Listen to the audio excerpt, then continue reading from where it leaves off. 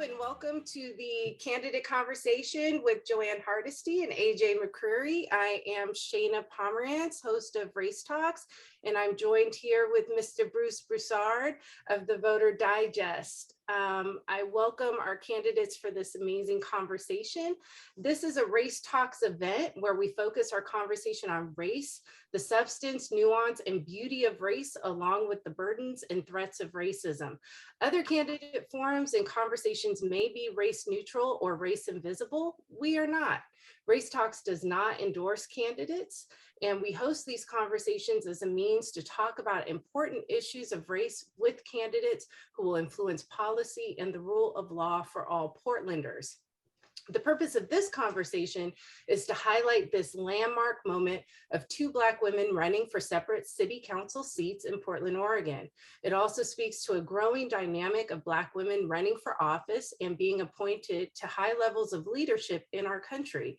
Understanding that Black women are constantly criticized, attacked, and still held to a higher standard than their white peers, we host this conversation to allow both of these candidates to introduce themselves to Portlanders in an environment where they can be relaxed and speak from their hearts. Each candidate should keep their responses to 2 minutes. This allows us to get through more questions and allow people to hear your perspective on important issues. It also affords more of a dialogue exchange if follow-up comments are desired. This is a conversation, not a debate. It is okay to agree or disagree. The goal is to not have either party dominate the conversation, rather share their viewpoints and give people a sense of who they are and, if elected, how they would work together. Because this is Race Talks, we use something called the Race Talks ground rules and progressive stacking order, which we've already shared in our intro and with our candidates, and they've agreed to. So without further ado, we are going to get started in this conversation. And so I just want to welcome Joanne and AJ. I'll kick off the first question, give you about 2 minutes each to respond. We'll have a loose timer, so that way we can get through more questions. So the first question is, this is a discussion rooted in race and focused on personal experience, and it relates to race while living in Portland as a community leader, public official, and candidate. How have you navigated racism in Oregon? Well, I'm happy to actually give you a partial answer. Let me just say that I was born and raised in Baltimore, Maryland, and the population I was born and raised in was 80% Black. And so my experience in Portland coming here in January of 1990, I actually thought that there were maybe 7 Black people that lived in Portland, that they would kind of rotate throughout town. I will say that there are expectations of African Americans that are uniquely African American. As you may know, the history is as it has been dictated what part of town Black people can live in the city of Portland. Until I was elected in 2018, there had never been a Black woman elected to Portland City Council. And that was like 146 years before I showed up. And it is clear that there's this expectation of Black women that they should be soft-spoken and acquiesce to male power dominance. And I'm neither of those things. I'm like pretty direct, and what you see is what you get. So my experience in Portland has been pretty mixed. But I think the only reason I last in Portland as long as I have is because I grew up in a community that was predominantly Black. So when I moved here and people started talking about minorities, I looked around to find out who they were talking about. And somebody said, "Oh, they were talking about you." But I've never felt like a minority, again, because I've lived all over the world. I grew up in a very Black environment. And so I think that's helped me to navigate in ways that many professional Blacks who come to Portland don't last past the first couple of years. I was born and raised in Portland. I really appreciate that, because that perspective is really good. And it also is really helpful because it is really heavy here, and it's different. I was born and raised here. My dad's Black, my mom's white. So I come from a very different perspective of really straddling that line and seeing these very different communities and how things operate. And went to college, or I started college in New Orleans at Xavier University. And so, and then as an adult, I lived down in New Orleans with my son. And so I think having that experience of away in a very different community around race has really helped me shape sort of my perspectives and the way that I move through, and also will push back. You'll see a lot of my work is carving out space for Black and Brown folks. EGC, Equal Giving Circle, we hold space in a variety of different ways for people. And living in Louisiana, you don't have to carve out space like that, because you can just go to an event, it's just going to be Black folks, of all shades of Black folks, of different demographics within the community. But here in Portland, because it is so white here, and the community also so fragmented, because of gentrification and waves of gentrification, is different. So being so light, I use that privilege with a lot of intention, and I was raised intentionally to be like that, and to be a loudmouth, or to be a maverick, to be a disruptor. I take that both seriously, and I have a lot of fun with it. I'm not afraid to call people out, or I'm not afraid to push back. It's probably why I didn't get the Oregonian endorsement. I called them out for their racism in real time, and I felt great about it. I was just like, what am I doing here? How dare you say these things?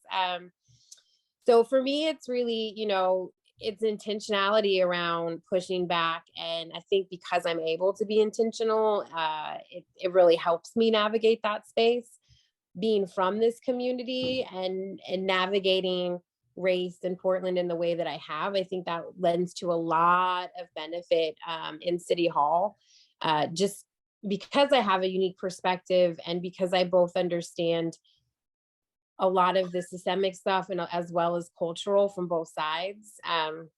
And being able to understand culturally from both sides helps me navigate these conversations and these experiences. And Portland's super racist.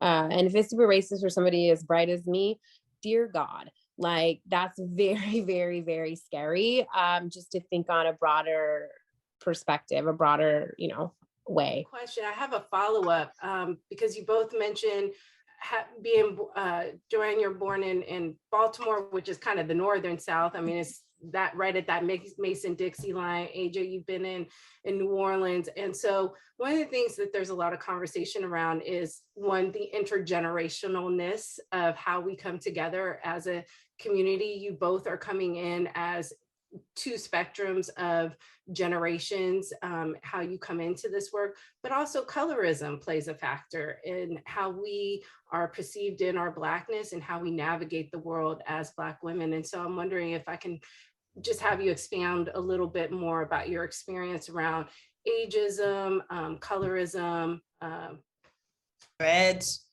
right? Hairstyles, all of it, right? Brown Act, all the things. Yes. Yeah, all the things. I mean, honestly, I am of the generation where they told us that if we, dress like the corporate people and look like the corporate people. I mean, I'm of a generation where my mom would be horrified by my hair, right? Because it had to be straightened. And it had, there's a certain look that my parents' generation expected of their kids. And I rebelled then, and I still rebel now. But I think there's something about actually just being confident in your culture and who you are. And I can tell you, being a dark-skinned Black person, Black people were more vicious than white people ever were when it came to colorism. And so I walk with I know who I am, and I'm old, and I'm not changing, and people either like it or they don't, and that's okay with me, right? But in my position at City Hall, it has been my first month here. I had a white woman go running, crying from city council chambers because I was allegedly abused her. And here's how I abused her. I said, can my daddy rent an apartment from your administration, since you run the biggest rental apartment building in the Portland metro area? And she tried to deflect the question. And I just kept saying, I'm sorry, maybe you didn't hear the question. And I repeated the question with my big smile. And the next thing you know, she welded up with tears, went running from the city council chambers. The mayor staff ran behind her. And the mayor looks at me and says, "We will treat all guests at these chambers with respect." I went, "What? Was I disrespectful?" Right? The very next morning, 3 white women came in to testify at communication. All 3 accused me of bullying this poor woman who was afraid to testify at City Hall. And I just bullied and browbeat her. And so when they were done, I took a moment of personal privilege to just remind people that I was elected by over 60% of the voters. And voters actually expected me to come to City Hall to ask questions. And I would not be silenced by white women tears into not asking the questions that I knew my community wanted answers to, right? I'll tell you, that just shut it down right there. After that, it was fine, right? Had to do that with white men a little while later, but that's another conversation. Good answer. Good answer. AJ? I'd say, you know, navigating colorism. I mean, it's definitely, people have a lot of questions. Up here in the Pacific Northwest, I think it's light-skinned people are more likely to pass and just try to not engage.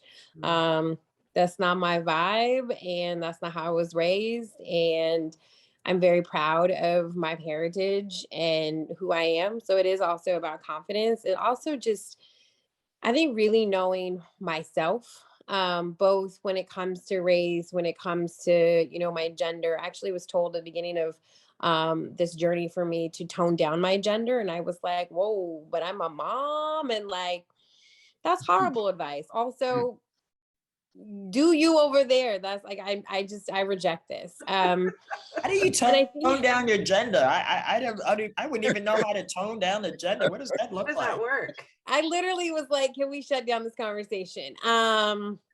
Like there's nowhere to go from here. I don't really know what to do. And I, you know, I think the same way around age. Like, I love working with different generations.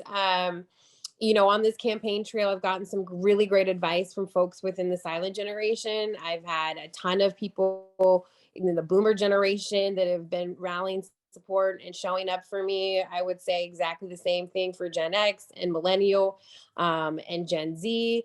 You know, I have 2 paid staffers on my campaign that are youth. One's 15, who happens to be my kid, and the other is 17. And I love working with different folks. I think there's a lot of growth, and I think there's a lot of, you know, it's important. Like, I wouldn't be in the space that I am professionally if I didn't have mentors of different generations, and legit, I do.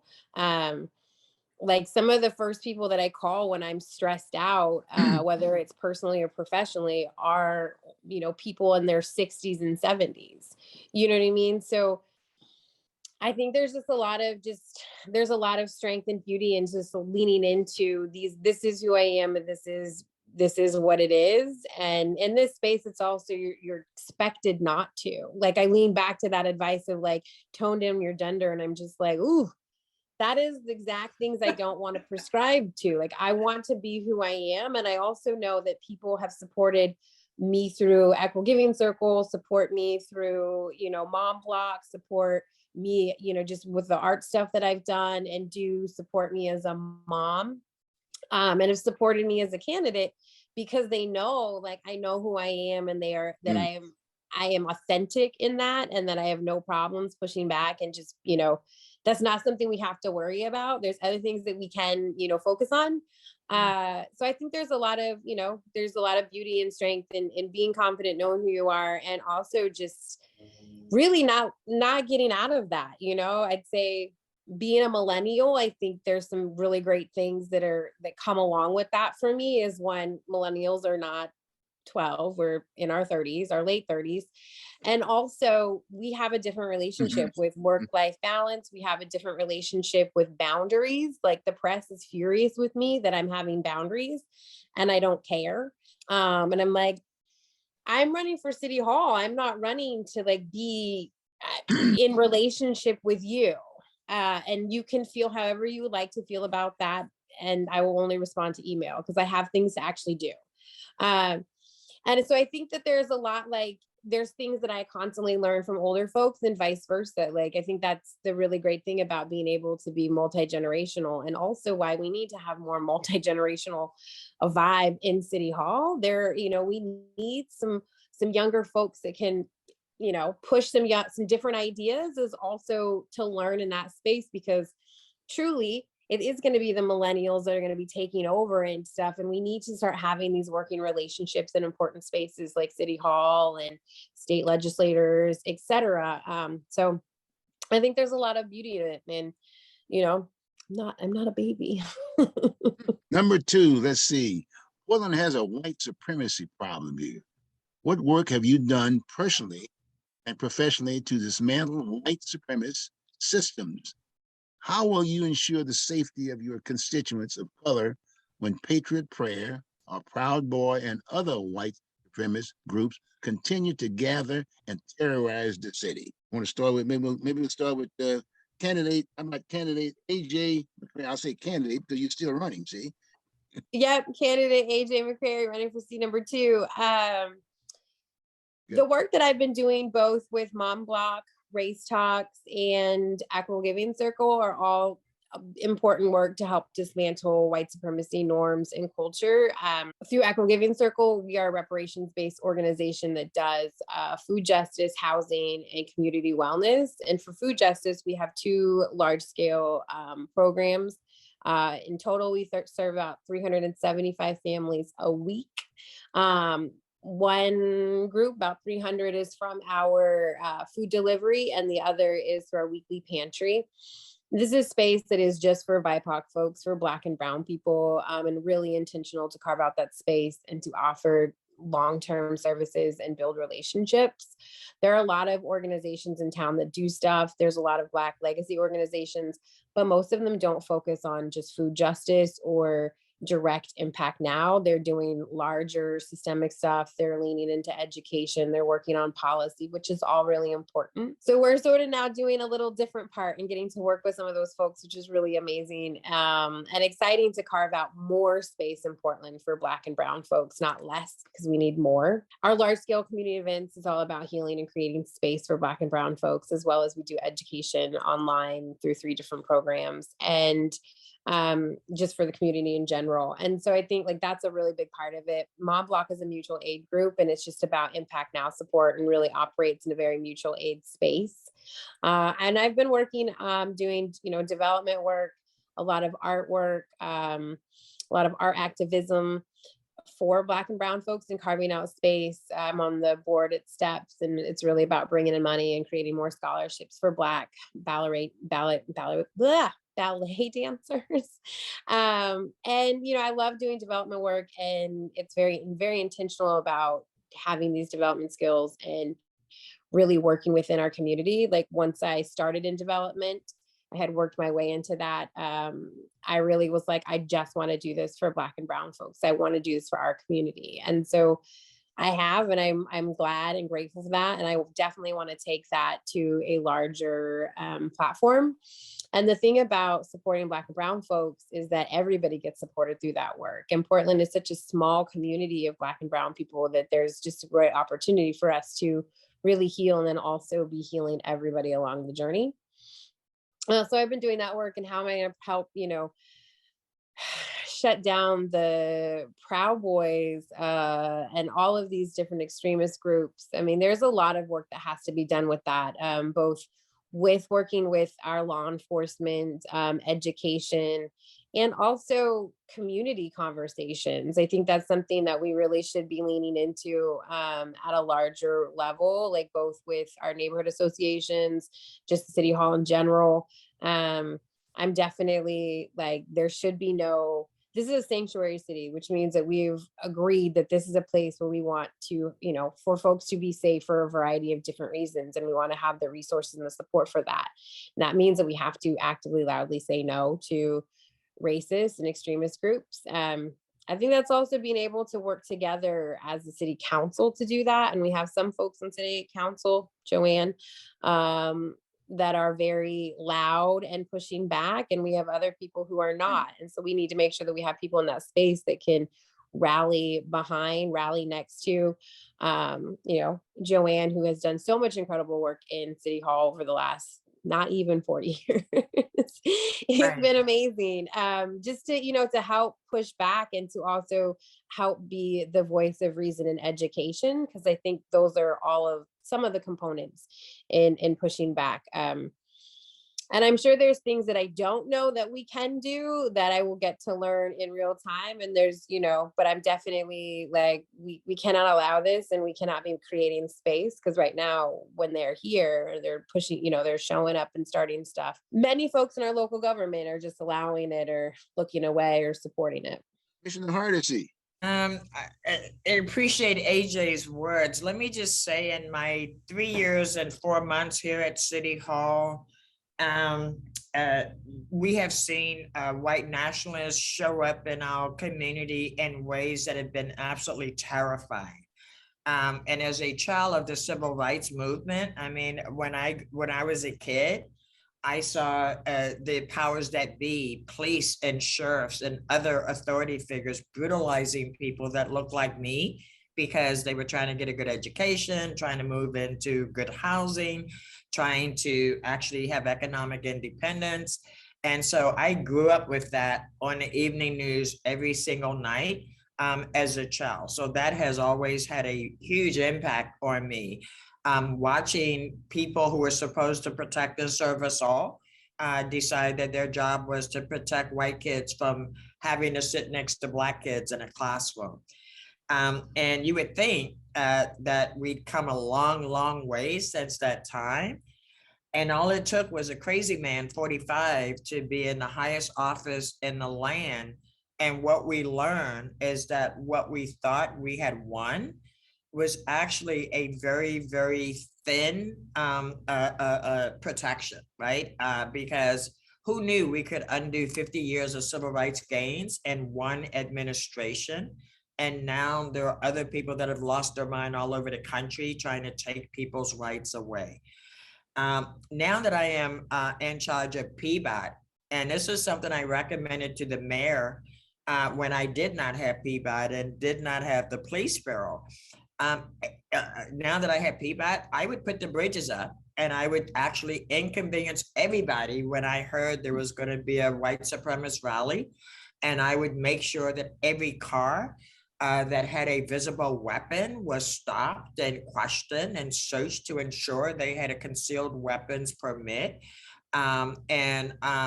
What I have seen in my time at City Hall is this kind of forgiveness of white supremacists. In fact, the police even show up differently. They show up very casually. In fact, there's lots of video if you just Google, but they kind of show up like they're going to a Sunday picnic when white nationalists protest.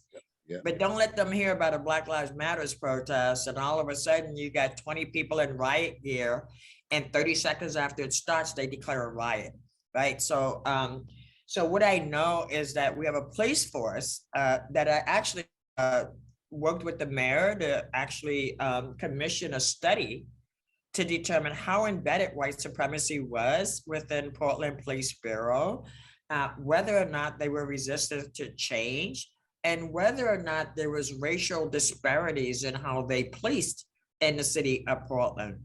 I was extremely woefully disappointed when the OIR group came back with this milquetoast report that basically said, we can't answer your questions, but here are like 20 things that the police have been whining about that we think you can do to actually make policing better. I led the effort to have the council reject that report because there was no way I wanted that to be perceived as a document that the city would use as a model for moving forward. So the things we have to do is I actually had the entire council and all the directors at City Hall take a recognizing white supremacy symbols training that Western State Center put together for City Hall. I've also got money set aside to make sure that we train all city employees at being able to identify white supremacy symbols so that they know when they recognize them, how to actually report it and how to make sure that we do something about it.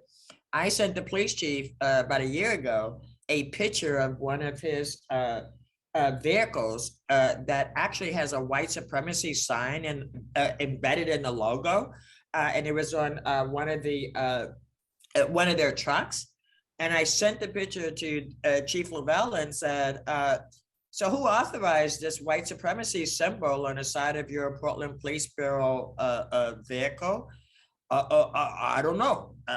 Well, what are you going to do to get rid of it and make sure that nobody actually does that again? And I'm happy to say that they have removed it. But I am still waiting for what was supposed to be a report from the mayor's office on what happened in August of 2021, when white supremacists were given permission to come and terrorize East Portland, the most racially diverse area in the city of Portland.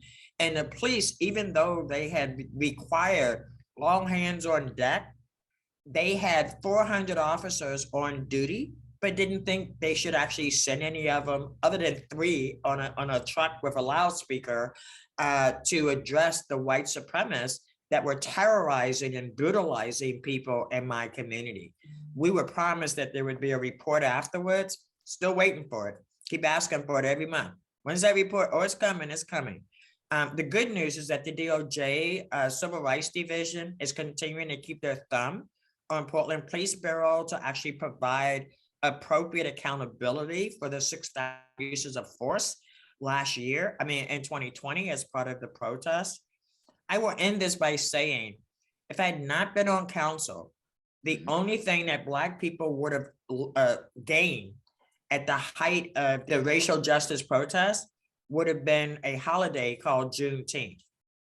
But because I was here, we eliminated 3 of the most racially disparate outcome units in Portland Police Bureau.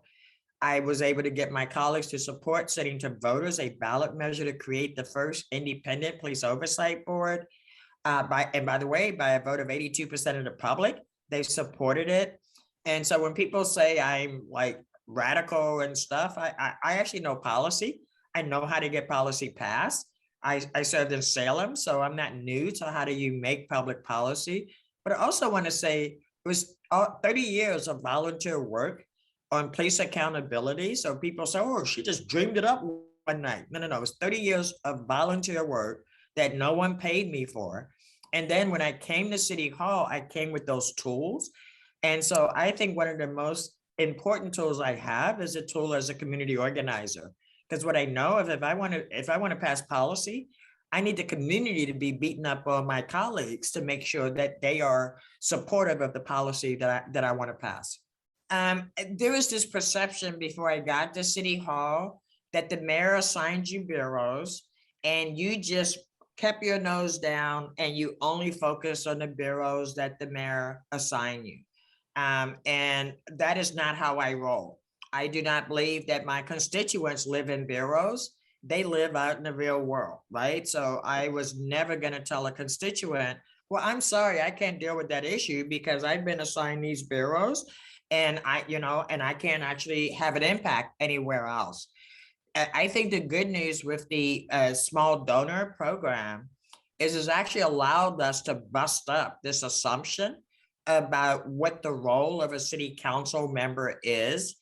Other than the mayor, everyone else on council today was elected through the small donor program, which means we ask different questions.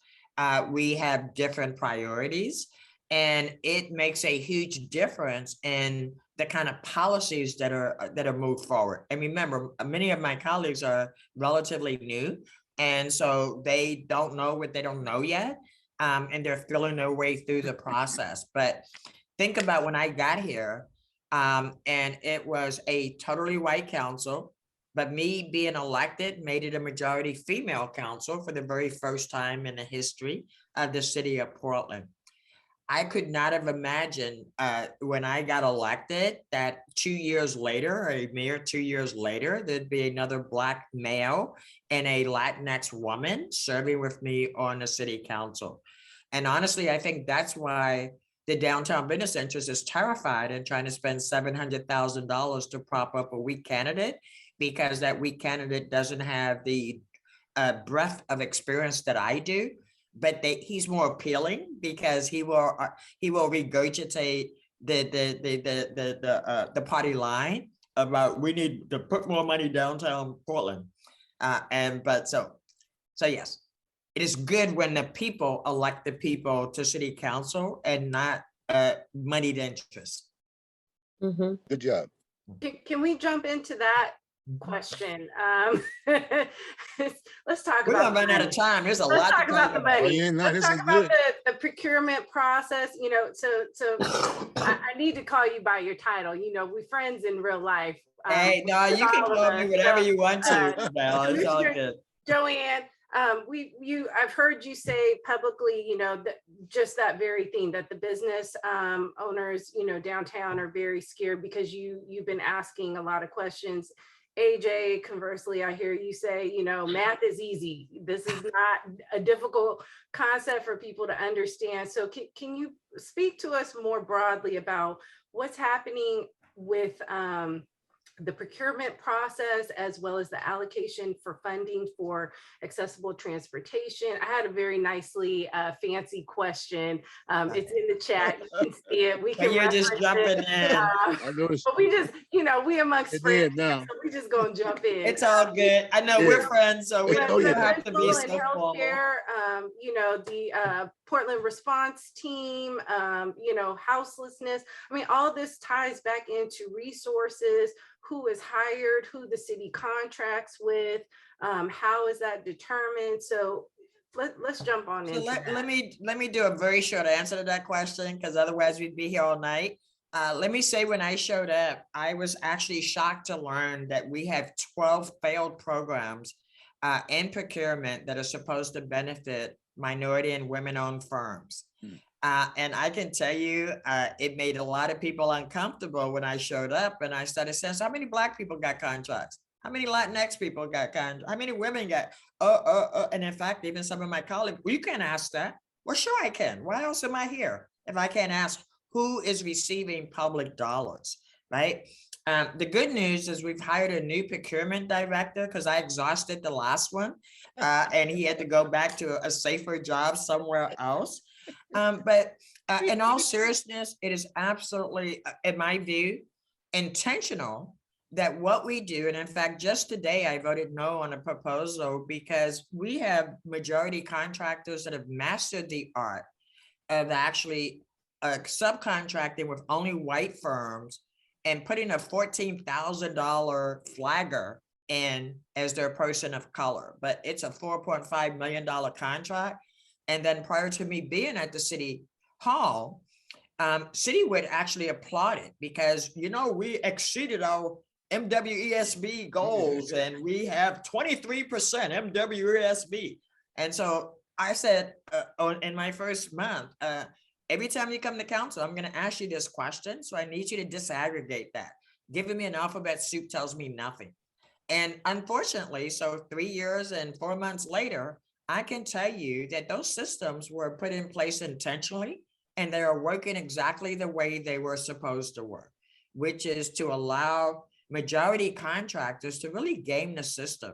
In fact, it took a very quick Google search to find out one of the companies that continues to get these contracts with the city has been emerging for 28 years. I was like, what are you actually done? How do you become an emerging, a white contractor who's been an emerging small business for 20 years? Because there's no process at the state to actually say, after 10 years, if you haven't emerged, you're on your own, right? But they do that for Black contractors. They do that for women contractors. So the whole system is set up to actually have the outcomes that it has, which is, and I found it ludicrous that Black and brown people have to jump through all these hoops to get state certified, right? But the only beneficiary of that certification is the white primary contractor, because they don't have to actually do state certification, right? And so they get extra points because the people of color jump through all these hoops and given the state all their financial information, all their personal information, so that the white contractor gets more money. But there's nothing in the system that actually guarantees they will get the work, right? Because if they put the bid in and they got 14,000 for this one flagger company, chances are they're going to be busy somewhere else when that work actually is ready to be done. And there's no penalty for actually not using the one or two minority people that you have. And so the good news is that with the new procurement director, Biko Taylor, he's been very intentional about both eliminating 6 of those 12 failed programs right off the bat, doing a new disparity study. And Bruce, you know how much I hate disparity studies because the 13 volume just sat on the shelf after we did it like in the 90s, in the early 90s. But I supported him because he said this is what he needed to make the case for why we need to expand certification. Biko Taylor also has identified another organization that actually will certify minority contractors that really has expanded our pool beyond just Portland, up and down the I-5 corridor. And so I'm really excited about the potential to actually finally start getting the outcomes that the city has claimed under 4 different mayors. Each mayor comes in and creates their own program, and they're all colossal failures. So, but I'm more optimistic now with the new procurement director than I've been in quite some time. AJ, I'm going to turn the question over to you about your thoughts about procurement and contracting and the budgets and just kind of what your perspective coming into this as a candidate. Yeah, I definitely think that there's a lot of opportunities to move us forward. As Commissioner Hardesty just mentioned, there aren't systems in place to really make sure that Black and brown folks, that actual small businesses, that women and femme folks, that queer folks are being prioritized. And I definitely have seen that in my work and felt that intentionally in my work. So I do think that there's a lot that we can do to move that forward, and to make sure that things are changing, because it is ridiculous that a lot of times a small business contract will go to, decades old organization that is not small. I think also intentionally, because this was something that Equitable Giving Circle faced during the pandemic, is we had won a large contract through OHA, which, the city was moving that money. And I told them straight up, like, this is great. And I don't know you. So I'm going to need to get that check on the front end. And everybody was shocked. They were like, wait, what? And I was told, AJ, they're going to cancel this. And I was like, no, they're not. They already publicly told people that we were getting this money. Like, they're not going to cancel it. Like, you got to understand strategy a little bit more, and we don't need to play nice. And it didn't take very much pushback. Like, they wanted to make sure, like, they wanted to be able, like, we're working with this new group, these young women, like, there was all of this. This was the benefit to the city. And we were about to do something that they couldn't even wrap their heads around. And so in that, like, we did get funding on the front end. Now, actually, the city owes us money, and I have somebody who's like literally beating the door down to, like, I have to change one thing on this invoice, and it's my fault. It's not her fault, but she's like, based off of that experience, the original one, we've had such a different experience with getting paid out, with, like, don't play with us. I mean, literally, like, it's my fault. And I had apologized today. I was like, I'm so sorry. I totally, like, I'm moving, I forgot to send it to you. And, and so it has radically changed our experience. And it's something that people shouldn't have to ask for. The government has money. Just, it's not appropriate to ask small businesses, Black and brown organizations, queer organizations, any small entity to be fronting money for work, or, front the work and get the invoice in the back end. So there's something there that, like, I have a personal experience with, and it definitely needs to change, because in the old way and the way that most folks are engaging, it forces small businesses, Black and brown folks, queer folks, women and femme businesses or organizations to not be able to even take those contracts, right? It's like it becomes an immediate barrier. So I think there is lots of things that we can do. One, making sure that we're actually prioritizing the organizations and the businesses that we say we are, as well as making sure that we're paying in a way that is equitable, and working with folks in ways that are equitable, and making sure we also have whatever programming or support is needed. So there's a lot of conversation around PSEF to pump the brakes. And a lot of that is very racist all of it's racist in the pump the brakes, and saying that organizations don't have the infrastructure or the experience. Okay, so if that's really how you feel, why aren't you offering extra support? Like then there was extra money, right? So there's extra money within the program. If this is really the concern, rather than stealing those dollars, build in that extra support that you insist is needed. And I guarantee actually it's not, because it's really not that difficult to hire an accountant. We have a bazillion in Portland. So I think there's a lot of ways that we can modernize and be intentional with the procurement processes, and also really lean into the equity lens in the way that we're working with folks. And those are systems that are widely known that need to be updated, modernized, addressed. And again, when we're bringing that equity lens in for Black and Brown folks, we end up supporting everybody, because intentionally making sure that we are supporting Black and Brown folks, we're also going to be, Portland is small and our numbers are small, right? So if there isn't a Black and Brown organization, there is a queer one, there is a women or femme owned one, or there is legit small business or small, you know what I mean? So setting up those safeguards will drastically change how the city's working, which will also drastically change how our economy is looking. Because if you prioritize the folks that actually make our society here in Portland tick, because Oregon is like 90 to 95% small businesses, we are going to see a huge difference in how we're able to grow and build and heal together. And that is the priority. And as we're coming out of this economic depression from COVID, like COVID is still happening, and it's still a situation. We're still in a global pandemic. And as we're trying to come out of that, it's going to be critical to intentionally support Black and Brown businesses and organizations, and build those relationships ongoing. Because if we build those relationships ongoing, it's also going to change how people invest in community and how they want to show up and participate. So yeah, a lot of that, it's all intertwined. It's like, there's no way to like silo these things. And I love that, Commissioner Hardesty talks about, doesn't matter if that's my bureau or not, that I'm going to speak on it, I'm going to ask questions, because all of these things are interconnected, whether it's, transportation, food justice, housing, job development, public safety. You can't piecemeal these. They're all interconnected. Our environment, that can go on through the whole long list of bureaus. We don't have time for that, but it's all interconnected. Okay, AJ candidate. Remember that? You got to get that vote. Seed number 2. AJ, how have you planned to advance policies that support the well-being, health, safety, and wealth building for BBOC and QT plus communities? So we might need to break that Did I do that by, did I use acronyms around all yeah, night. in line. All over the place. So BIPOC, Black, Indigenous, People of Color, and Yes. QT, Queer, Trans, plus so the Cool. LGBTQIA, 2S All right. communities.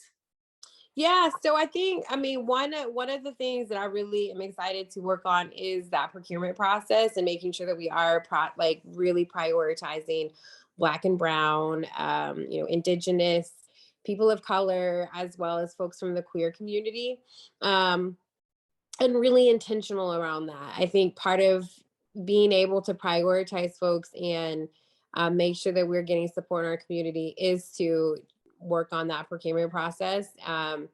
Additionally, truly to be intentional about those long-term relationship building. There's something that has been affecting and plaguing nonprofits and folks doing community work for decades across the color line is the way that we're funding organizations. And it means the way that we're currently funding organizations is that we're making sure that people are chasing money, people that are good at feeding folks, or people are good at doing social work or mental health services.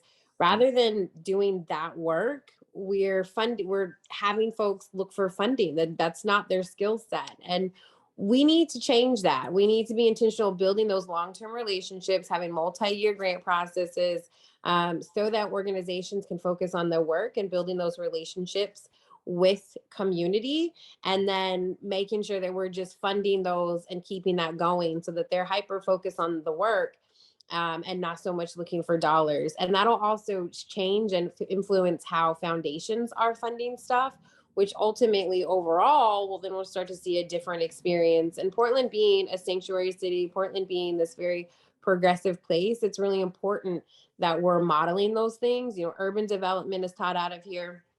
This is supposed to be one of the most green, sustainable places in America. There's a lot of things that we've championed and we've talked about, and I think we got to sort of refocus on some of those. And part of that is prioritizing Black and Brown folks. It is prioritizing small businesses. It is prioritizing how we're working and supporting queer folks. And so I think really it is both in the implementation as well as the policy. I think policy is really, really critical. And then it's really, it matters how it's implemented. If the implementation is not together, then it's nothing. And so we have people like, I will be coming in and learning a lot about policy, but I'm an exceptional at implementation. And so that is the thing about me coming onto the city council that is going to be really great, is that I will have the space to learn about, policy. And I have a history, like a background in, history. So I understand reading and coming up with stuff and making plans. But I'm, a community organizer who knows how to implement. And that is something that we need a lot more experience in city council, particularly seat number 2. If we have somebody who is an implementer, we're going to be able to really move a lot of the care and a lot of the intentionality of the goals, both of our city and city council. So I'm definitely unapologetically going to be prioritizing our community, Black and Brown folks, because I know through the work that I do in real time that everybody benefits, and it's going to drastically change our economy, which ultimately all of these business owners, that's what they want. They want more people to be able to come and spend money. Well, how you do that is that you intentionally make sure that you're supporting the folks that don't have that support. Okay. Commissioner Hardesty, as the first Black woman on Portland City Council, can you tell us about your experience? What challenges have you encountered, and what achievements do you celebrate and will continue to do that day? Well, let me just say that I am very proud of Portland Street Response, built from the ground up, a non-armed response to people suffering from mental health issues and behavioral health issues. That is a model on how I build programs. First, you go and talk to the people who need it most, which were the people who were houseless. Then you test it out. You build a big table. You invite everybody to be at the table. You have an independent independent audit to ensure that it's not me telling you what a great job I'm doing. It's somebody with some credentials and PhDs and other initials after their name telling you what a great job I'm doing. Let me also say the ballot measure to create the first of its kind police oversight, civilian oversight of our police force. And third, I'm most proud of passing the most advanced ban on facial recognition technology, both for the private and public sector. All those I did in my first term in office. And let me tell you, 911 had not changed in 150 years before I got here. Do you have any final thoughts or anything that either of you would like to share with folks? Well, one thing I wanted to actually pick up on, AJ was talking about like how people get access to dollars at the city of Portland. And I think PSEF is a good example of how you take grassroots community-based organizations and you provide them with training up front before they actually write an RFP. I can't tell you how what the request for acronym proposal. I'm sorry, yeah. PSEF is A Portland Clean Energy Fund. So as you know, I worked to get that put on the ballot. And again, voters approved it by over 60% percentage points. And as soon as COVID hit, there was this effort by both the business community and City Hall to raid the fund of PSEF, because what we thought would be a $30 to $40 million fund, all of a sudden we found out it's $100 million fund, and everybody wants a piece of it. And you may hear me constantly as city council saying that is not your money. That money belongs to BIPOC communities. And unless you're partnering with BIPOC communities, you don't have access to that money. And I find it ironic that the mayor and others folks were trying to convince us to just toss money out the door because it's COVID and people need money. And I held firm with Sam Barrasso and said, no, we're going to make sure that we are good stewards of these dollars, right? Was a mistake made? Yes. But how many people build something from the ground up and don't actually make mistakes that need to be corrected along the way? And what I find interesting is that when white people build things from the ground up, they are allowed to make mistakes, do corrections to those mistakes, and then move forward. And I think BIPOC community members deserve that same kind of opportunity to learn from mistakes and do better the next time. I have a final question. You know, a lot of people have been coming to Portland. This wasn't one of the pre-written questions, but a lot of people have been coming to Portland and are shocked at all the encampments that we have here. And obviously we've suffered a global pandemic. We're still in it. We see the rates going up, going down, you know. Is there an end in sight to this? Is there an opportunity for us to get folks off the street? And, you know, what can be done? If there's bold leadership, I will say, you know, let me just say, Safe Villages will at its best actually accommodate 300 people. Well, we got 5,000 people living on our street and living in mobile homes, et cetera, et cetera. I think the solution is to land bank all the land the city currently owns and limit development to 60% of median family income, which most people don't know. Median family income in the city of Portland today, Portland metro area, is $94,900. And so I'm definitely poor. And let me also say that COVID, actually during COVID in the last 2 years, rents have gone up 40%. And I don't know how rents can go up 40% when we supposedly have a limit on rents going up only 10% per year. But miraculously, landlords figured out how to raise it 40% during COVID. And that's the biggest problem. The biggest problem is that the cost of living has not kept up with the cost of housing. Yeah, I'd like to add to that and say, I mean, I definitely agree. We need bold leadership in this space around how we're going to move this conversation. And the Safe Rest Villages, not only they don't serve very many people, make no dent in the situation, it also is a temporary solution. The Safe Rest Villages have a 2-year expiration date because the incumbent of the seat wants more data, which is very strange when Portland State, Multnomah County, and Metro have just released recent reports about who's houseless, what folks are asking for, what folks need. So we don't need new City of Portland research. We need to use some of the data and lean into that. And there are, you know, over 5,000 people that are houseless right now, and it's not a one size fit all in terms of story or situation. So not everybody who's houseless is an addict, and not everybody who's houseless is having a mental health crisis right now. But there are single mothers, there are single parents, there are young people, there are elders, there are multi-generational households that are, or families that are houseless, that we could be leaning into the 3,000 challenge, spearheaded by Urban League, Verde, quite a few other organizations. Equitable Giving Circle is on that list of supporters, to activate many of the thousands of units that are also available and empty in Portland. For every one houseless person, there are 2 units empty.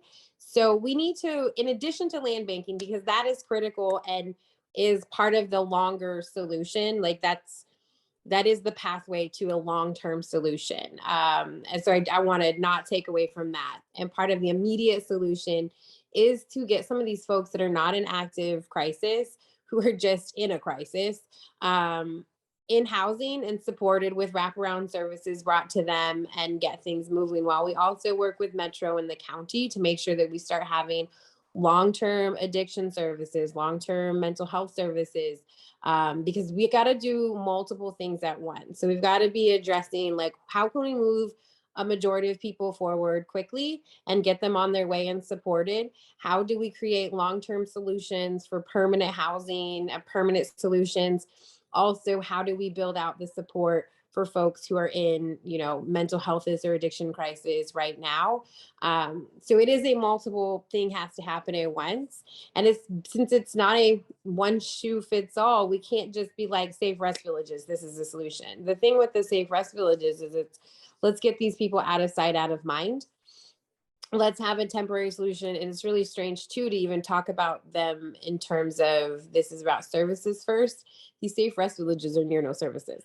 Let me also say, a lot of our houseless people work, and some of them work 2 jobs. They Yeah. just can't afford first, last security deposit, pet deposit, and pet rent That's to live hard. in the city of Portland. And most working people don't have $5,000 to $7,000 to move into a unit.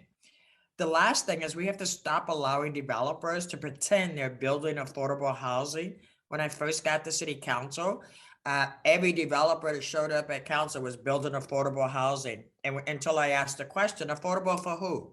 Right. And then they would kind of stumble. And then I would say, well, what's the median family income? And most of the time it ended up being at 80% of median family income, which means you need to make about $72,000 to $75,000 to qualify for their affordable 1-bedroom unit. And I've encouraged them to call that worker housing. Let's not pretend that's affordable. There's nothing affordable about that at all. Right. But it is good housing for professionals, but it is not going to help with our houseless crisis. Or No, I for really- working families. There's no Yeah. housing for, like, as a single parent, needed a 2-bedroom. I looked for a space that wasn't a shoebox for 7 months. I believe Wow. you. That's Wow. ridiculous. One real Yeah. quick note, I would say, I want to thank, again, I want to thank the Race Talk for inviting me to be a part of this session. I think it was great. I think we need to continue doing this. I'm sure both of you ladies admit the fact that we are living in a crisis right now here in this area.